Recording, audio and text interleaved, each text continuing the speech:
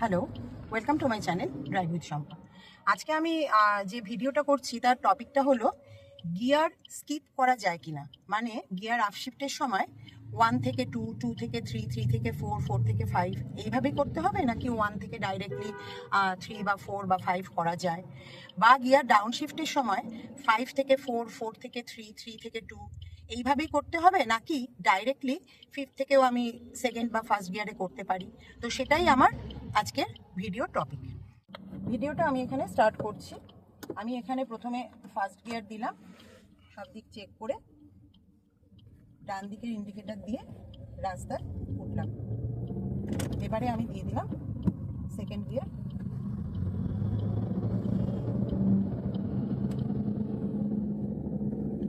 এবারে আমার স্পিড চলে গেছে 35 ক্রস করে গেছে, তো আমি এখানে দিয়ে দিলাম থার্ড গিয়ার।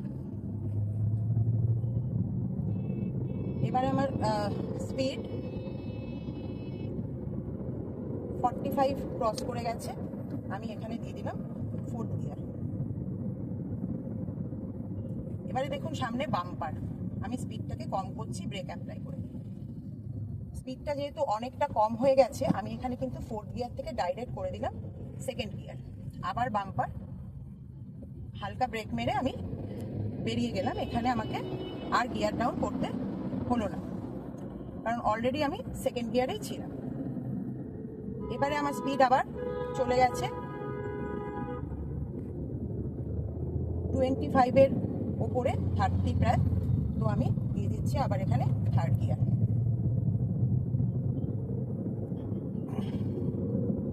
স্পিড চলে গেছে 45, fourth gear, speed 50, fifth gear, speed প্রায় এখন 60-তে আছি আমি।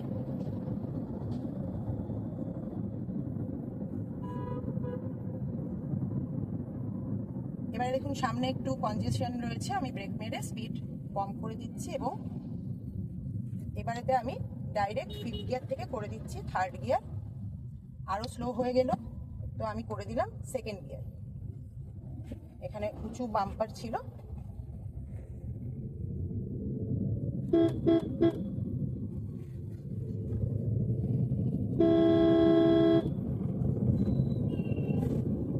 এবারে আমি আবার করে দিলাম থার্ড গিয়ার।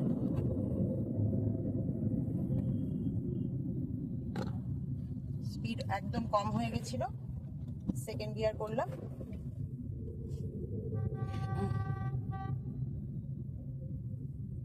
বাম্পার রয়েছে, বাসটা এখানে দাঁড়িয়ে আছে।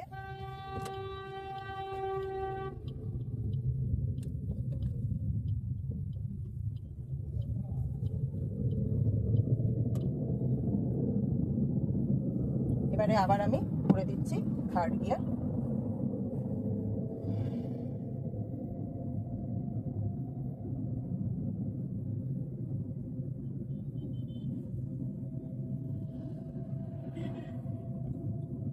এবারে আমি না বাঁ দিকে যাব, তো হালকা ব্রেক অ্যাপ্লাই করলাম, স্পিডটা একটু কম করে নিলাম, বাঁ দিকের ইন্ডিকেটর দিয়ে দিলাম।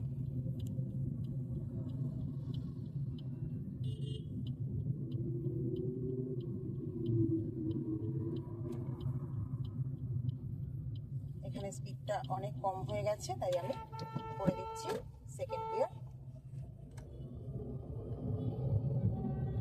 এবারে আমি যাব ডান দিকে, ডান দিকের ইন্ডিকেটর দিলাম, মিরর চেক করলাম, সেকেন্ড গিয়ারে রয়েছে। এখন কার্ভ আছে এখানে,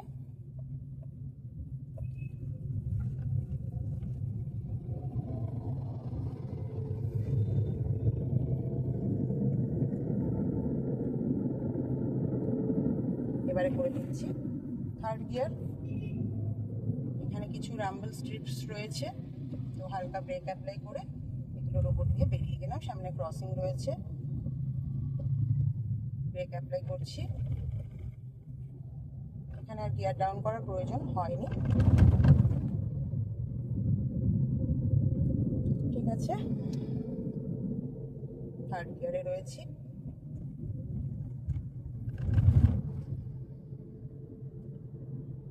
এবারে দিয়ে দিচ্ছি ফোর্থ গিয়ার। এবারে ধরুন আমি আমি এখানে বাঁদিকে দাঁড়াবো। বাঁদিকের ইন্ডিকেটর দিলাম, ব্রেক অ্যাপ্লাই করলাম, স্পিড কম হয়ে গেল। এবারে কিন্তু দাঁড়াবো যেহেতু, আমি ডাইরেক্ট করে দিচ্ছি নিউট্রাল, হ্যান্ড ব্রেক অন করে দিচ্ছি। আচ্ছা, তো তার মানেতে আপনারা বুঝতে পারলেন,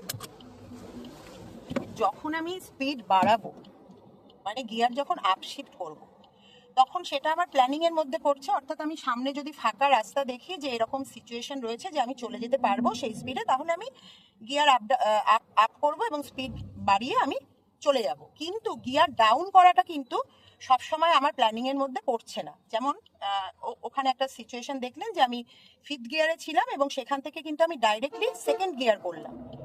অর্থাৎ সামনে রাস্তায় সিচুয়েশন যেরকম হবে সেই অনুযায়ী আমাকে স্পিড স্লো করতে হবে এবং গিয়ার ডাউন করতে হবে। সেটা আমার কোনো প্ল্যানিং এর মধ্যে পড়ছে না, সেটা করা যাবে, অবশ্যই সেটা করা যাবে, তাতে কোনো অসুবিধে নেই। কিন্তু সেক্ষেত্রে আপনাকে আপনার স্পিডোমিটার এবং আরপিএম মিটারের মধ্যে খেয়াল রাখতে হবে। অর্থাৎ স্পিড যে গিয়ারের অনুপাতে আসবে, মানে 20 মতন এলো, 2nd গিয়ার করলেন, 20-রও নিচে চলে গেল, 15-র নিচে চলে গেল, 10-এর মধ্যে চলে এলো, 1st গিয়ার করলেন। হ্যাঁ, এইভাবে করতে হবে। আর আরপিএমটাকেও খেয়াল করতে হবে, আরপিএমটা 1000-এর কাছাকাছি চলে এলে কিন্তু গিয়ার ডাউন করে দিতে হবে, নইলে কিন্তু ইঞ্জিন নক করবে, ইঞ্জিন নকিং হবে, গাড়ি জার্ক করবে এবং আলটিমেটলি কিন্তু গাড়িটা বন্ধ হয়ে যেতে পারে।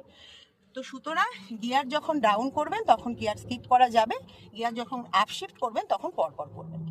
তো আজকের ভিডিওটা যদি ইনফরমেটিভ লাগে, ভালো লাগে, তাহলে অবশ্যই লাইক করবেন, শেয়ার করবেন, চ্যানেলটাকে সাবস্ক্রাইব করবেন। আবার আপনাদের সঙ্গে দেখা হচ্ছে নেক্সট ভিডিওতে।